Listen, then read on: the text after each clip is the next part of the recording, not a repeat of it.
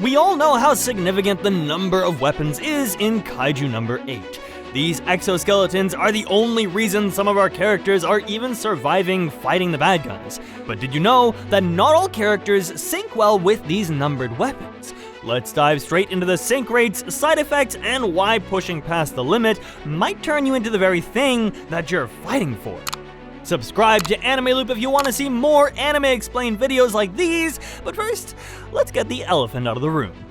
Sync rates basically measure how much power a numbers weapon user can safely draw out without becoming a total mess, ultimately becoming the kaiju that he fights against. This incorporates a fusion of human will and the kaiju biology. To understand it better, just think of it like a dial. The higher your sync rate, the stronger your output is, and also the closer you get to losing control over yourself. Each numbered weapon is made from powerful kaiju remains. So, once equipped, it bonds to the user's nervous system, allowing them to channel the monstrous strength, speed, and reflexes. But this comes at a great cost. Too much synchronization or syncing with a kaiju that is overpowered can overload the brain, strain muscles, and even corrupt the body's cells with kaiju residue, as seen in a lot of examples, which we will also cover later in the video, so keep on watching. The Defense Force constantly measures unleashed combat power, which is the real-time output of how much potential someone is actually drawing out from their suit or the weapon. In theory, a 100% output means that there's total synchronization and a lot of danger too. Only a handful of humans have come close to that line, including Soshiro Hoshina, but our main character, Kafka, even though he garnered only 1% of the kaiju, is still uncontrollable. Why exactly is that? Well, it's because his kaiju, the Kaiju Number 8, is one of the strongest monsters to exist, and even 1% of its power is enough to take control over him, which ends up happening a lot. But the stronger the user's will and body are, the higher their sync rate will become. This, unfortunately, comes at a great price. Push it too far, and the kaiju inside your weapon doesn't just fight beside you, but it starts fighting you. Now, let's go one by one from the elite division captains to our roofie offices and see who's syncing the best with their true inner monster. This guy is one of the few and probably the only character right now who has hit the mythical 100% sync rate. But even besides the suit, he's totally strong. Soshiro is like Captain Levi from Attack on Titan, being one of the most overpowered characters in the history of Kaiju Number 8. But what exactly does his sync rate provide him that others cannot? You see, the numbers weapon 10 is made from a high-speed, multi-limbed kaiju that suits Hoshina's swordsmanship perfectly, giving him a boost unlike anything ever seen. Once synced, Hoshina's reflexes go more toward the superhuman side, as he can slide through regenerating monsters faster than the human eye can track and destroy them ultimately. His style isn't just brute strength, it's speed mixed with lethality. Number 10 amplifies his finesse, turning him into a living legend with swordsmanship so good that it would make Miyamoto Musashi mad. But hitting 100% sync rate isn't all glam, because even someone as strong as Hoshino is always on the edge of a volcano. The strain on his body is enormous, and you can see that after his fights. His heart rate spikes, his body temperature soars, and his muscles literally burn under load. Anything higher than 100% would basically mean that Soshiro Hoshina would melt. But still, he doesn't seem to mind going overboard again and again, and keeps refining his skills. Gen Narumi doesn't have a numbers weapon yet, but to make you understand the concept of synchronization, we must understand what he's capable of. Gen uses the Defense Force combat suit and is 98% compatible with this suit. He is also a division captain and someone who would make you think Sasuke from Naruto is mid. Not only is he one of the strongest pure humans alive, but he achieved everything without ever using a numbers weapon. His neural coordination is off the charts, and at his level, his eyes can easily track kaiju movements in microseconds, and his brain reacts even before something happens.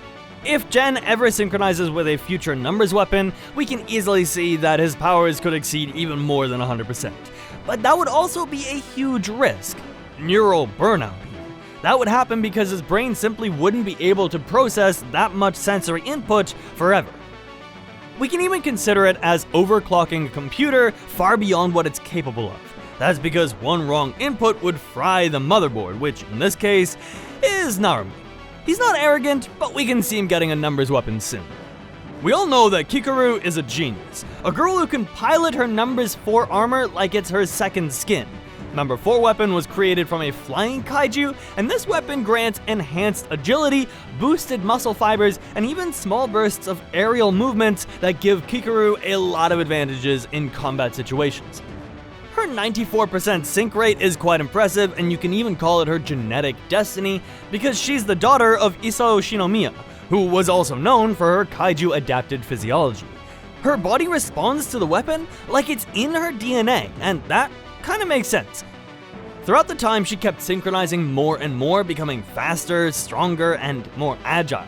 But it also came with a big problem as the kaiju cells were slowly stressing her down.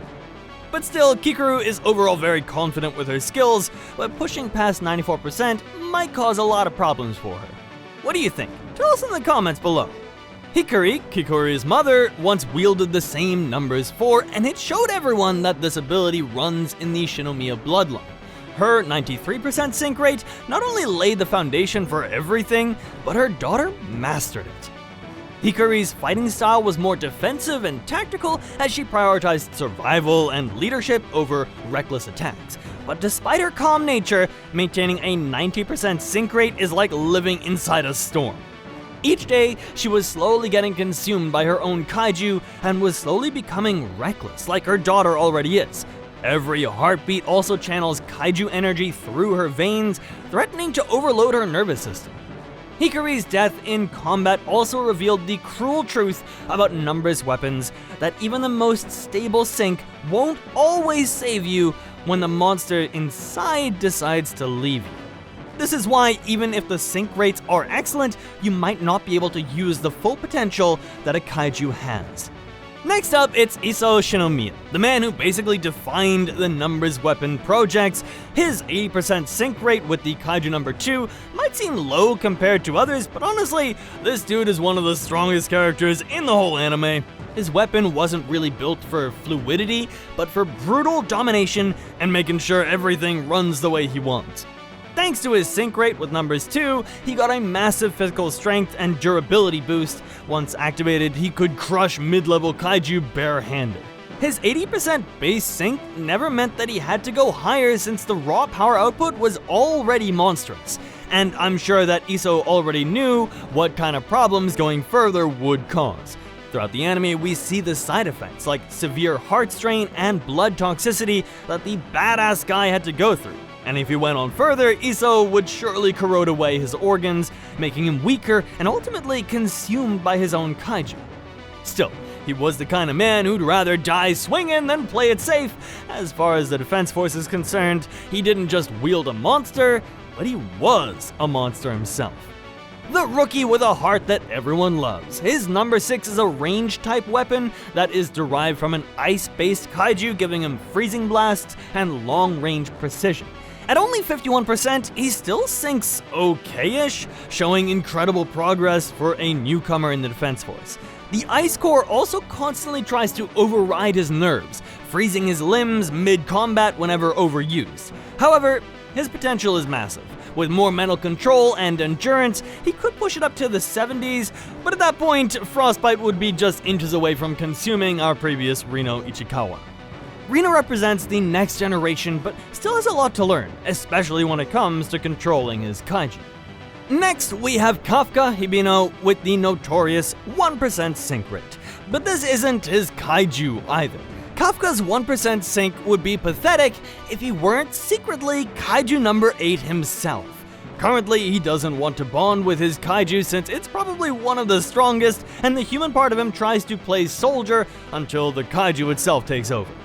At 1%, his human form can barely handle a skirmish, but when his kaiju form activates, the sync rate doesn't matter because he is a weapon himself. He can even call it beyond 100% sync rate because Kafka himself becomes a kaiju, which is something that not a lot of people can garner. You can call it a potential irony, because while everyone is risking their lives to turn into monsters by over-syncing, Kafka becomes a monster while desperately trying to stay human. He literally has no control over this, and if we were to rank his sync rate, maybe it's so high that it doesn't even come across as a number. What do you think? Tell us in the comments below. But whatever the sync rate for Kafka is, the side effect is that he becomes Kaiju number 8 and garners a form that is out of his reach. He cannot command it properly, and the Kaiju does whatever he wants. Another important question that comes to everybody's mind is whether or not these sync rates can be increased during combat. The answer is, of course, but it's surely not as simple as grinding XP in an RPG game. Sync rates increase with experience, training, and most importantly of all, emotional control. Mental focus is the key here because the more the user accepts the Kaiju's instincts, the more they will be able to garner its powers. However, the important part here is not to lose your humanity, because the higher you climb, the riskier it gets. Moreover, every percent gained means more strain. Over 90% sync rate causes severe headaches, neural bleeding, or unconsciousness. Beyond 95, your body begins producing kaiju-like tissues. In other words, sync rates aren't just a power-up, but they're a complete transformation. By dabbing a little bit into the manga and anime, I've also gathered these side effects based on the sync range. So between 0 and 40%, it's usually safe with minimal feedback and only fatigue as a side effect after extended use. But when you crack it up to 40 to 70%, the sync rate inflicts noticeable strain on muscles and vision, requiring cooldown periods. 70 to 90% is dangerous because it overloads the neural system, giving body tremors, hallucinations, and cellular decay. Then comes 90 to 100%, where it's harder to control, and only the cream of the crop characters can do it, like in this case, Soshiro. The world of Kaiju number 8 proves that power always comes with a cost. Do you think we'll ever be able to see a character going beyond the usual 100%? Let me know in the comments down below, and if you enjoyed the video, make sure to subscribe to Anime Loop for more stories like these, and I'll catch you next time.